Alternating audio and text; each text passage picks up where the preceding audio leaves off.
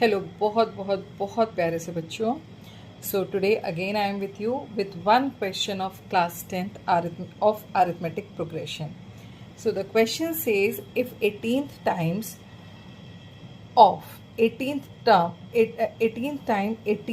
term of an AP is same as 5 times 5th term, then prove that 23rd term is 0, right?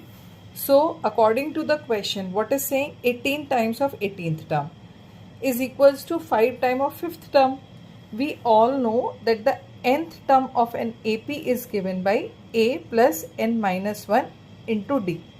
So in that way 18 will be written outside. What will come in place of 18th term? A plus 17D, and in place of A5 it will come A plus 4D.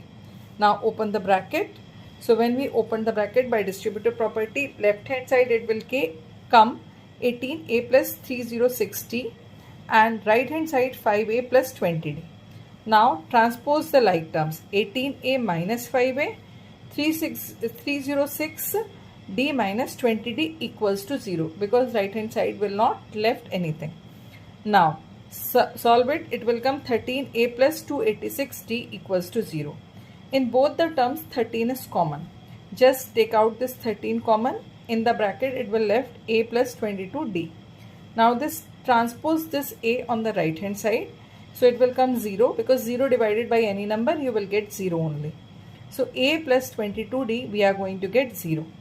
Now A plus 22D, that means this 22 can be written as 23 minus 1, which is representing 23rd term. So A23 means 23rd term of the AP is 0.